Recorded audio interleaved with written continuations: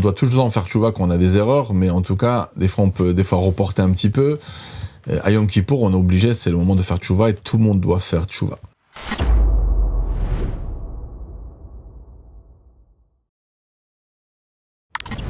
Donc on doit tous faire tchouva, qu'on s'est déjà repenti pendant Elul, qu'on a regretté à Rosh Hashanah, Yom Kippour. Le jour de Kippour, on doit faire tchouva.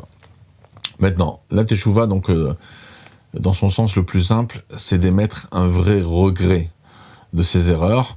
Un regret, en général, c'est on émet une certaine souffrance, une certaine douleur d'avoir, comme le Tzemar Tzedek explique dans Vidui Tchouva, dans Derech Mizotera, que le péché a été très souvent commis avec un plaisir, et il faudra lui retirer ce plaisir, parce que le plaisir a créé l'âme du mal, et la souffrance qu'on émet dans la charata, dans le regret, va retirer, on va dire, va tuer cette âme du mal. Donc c'est comme si on avait un malach accusateur qui était là, il faudrait lui retirer son âme et son corps, c'est par le vidouille, par le fait qu'on va formuler des phrases. Donc dans le vidouille, en général, il y a tellement toutes les variétés, dans tous les vidouïm que les Chaim nous ont donnés. En plus, on le répète à plusieurs fois, que ce soit à Mincha et Rav Yom Kippour, que ce soit le soir de Kippour, juste avant même l'entrée. Donc il y a beaucoup de fois, on va faire des vidouïm, vous allez voir toute une panoplie, donc c'est bien de savoir traduire un petit peu ce qu'il y a là-bas, et vous allez voir, il n'y a pas besoin de rajouter quelque chose en plus, tout y est pour exprimer toutes les erreurs commises qu'on a pu faire. Donc la tchouva, c'est important de préciser, c'est un regret et de prendre des décisions sur le futur et d'être le plus sincère possible. Comme le Rambam il écrit dans les 2e chapitres de Teshuvah, ça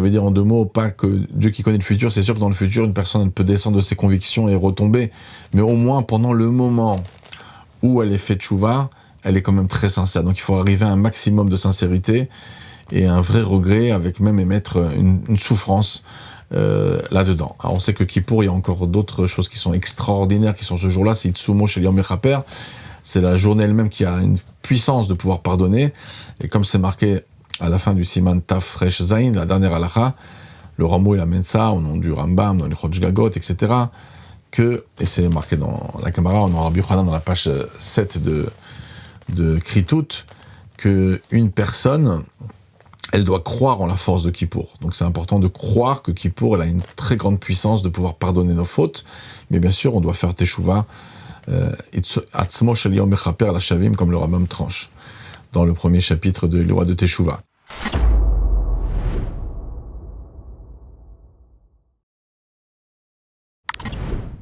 Donc, concrètement, un vrai regret, ça c'est la tchouva. Maintenant, même si une personne, elle répare toutes ses erreurs entre elle et le bon Dieu, et même les erreurs qu'elle a envers son prochain, elle parle à Hachem, elle émet un regret très fort, elle pleure, elle est dans tous ses états d'avoir commis une erreur envers son prochain, ça n'efface pas du tout les fautes avec son prochain.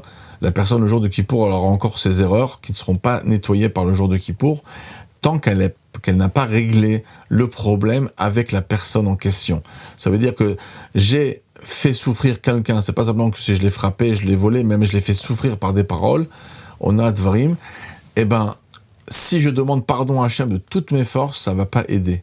Il va falloir que je vais parler à cette personne et lui demander pardon.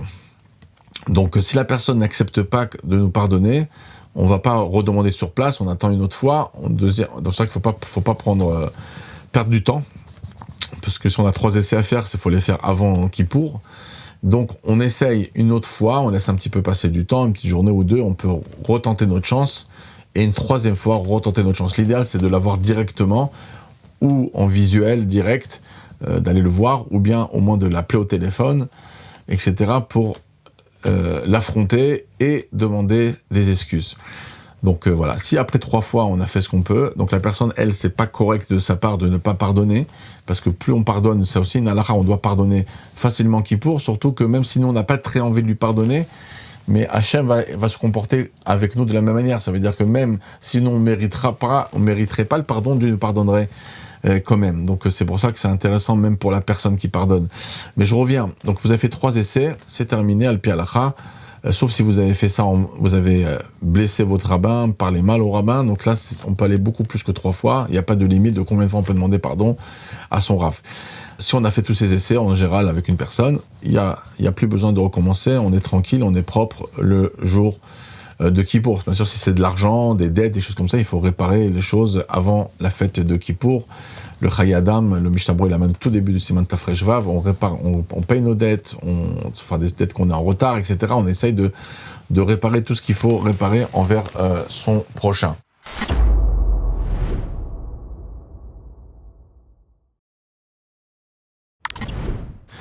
Des fois, il y a une question qui se pose, c'est que on a honte d'aller voir la personne.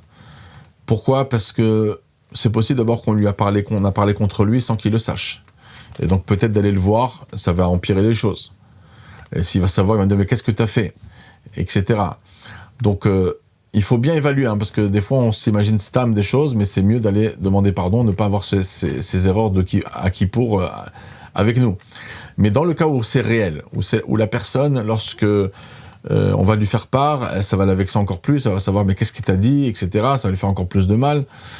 Donc dans un cas pareil, ce qu'on peut faire des fois, c'est si la personne n'est pas curieuse, vous lui dites j'ai fait des petites peut-être cachotteries dans le passé, etc. dans l'année sans faire attention sur toi, je te demande pardon. Si on sait que la personne elle est cool, elle est pas sensible, elle va dire ok, il y a pas de problème, je te pardonne, c'est le top. Si vous connaissez que la personne en face, dès que vous êtes un petit peu évasif, comme ça, vous n'allez pas trop rentrer dans les détails, vous allez dire, j'ai pu te dire des choses, il va dire c'est quoi, vous savez qu'il est très curieux, il va pas vous lâcher tant qu'il ne sait pas, et s'il va le savoir, ça va, comme on l'a dit tout à l'heure, on s'en parle qu'il va le prendre mal, parce que s'il ne le prend pas mal, vous lui racontez même exactement ce que vous avez fait.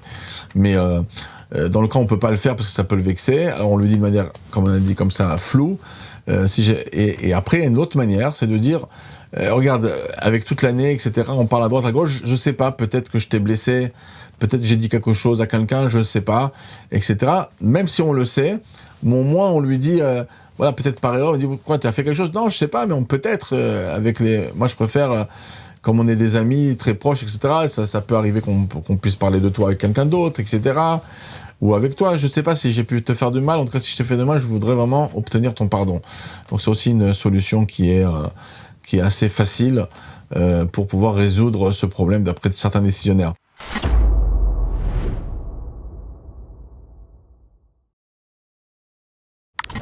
Après, il y a une dernière question par rapport à ça, c'est que des fois, il y a des personnes qui disent moi, cette personne-là, j'ai coupé les ponts avec lui, donc c'est pour ça qu'elle est très énervée, elle est très blessée. Et si je dois faire à Yom Kippour, je dois lui demander pardon, ça veut dire en 2 mots qu'on va devoir se renouer ensemble. Et j'ai un problème de renouer avec elle parce que cette personne me fait énormément de mal. Alors, déjà, ne pas décider tout seul, parce que des fois, on peut s'imaginer qu'elle nous fait énormément de mal. Par exemple, même si c'est vrai, imaginons qu'elle vous fait du mal, mais vous avez, je sais pas, ça peut être une tante, elle vous fait beaucoup de mal, mais elle habite très très loin. Et ça veut dire que les occasions, elle vous fait du mal, c'est une fois tous les quelques mois. Parce qu'elle n'a pas trop d'occasions. Si elle serait plus proche, elle vous ferait du mal tout le temps. Mais vous avez la chance qu'elle n'est pas à côté.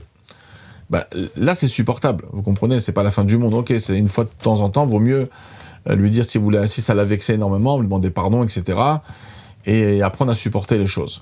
Parce qu'ils sont pas au quotidien, mais des choses qui sont des personnes qui sont proches de nous, qu'au quotidien ils font beaucoup de mal. Alors des fois il faut voir des spécialistes peut-être qui peuvent résoudre le problème. Mais dans le cas réel où une personne elle nous blesse énormément, elle peut être un danger pour notre couple, etc. Elle peut vraiment faire des problèmes de schlambaït ou etc. des choses comme ça. Donc des fois c'est par manque de choix que vous avez dû couper les ponts.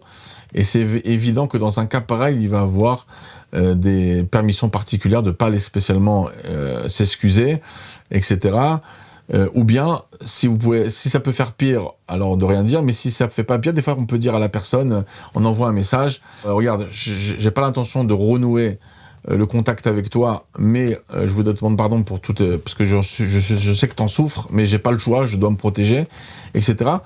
Alors, si ça peut passer, ça passe. Si vous pensez que même ça va qu'entraîner des quiproquos et des problèmes, donc dans des cas pareils, la halakha va nous exempter de le faire, puisqu'on ne va pas s'entraîner avec cette halakha des dommages de santé et de shlombait.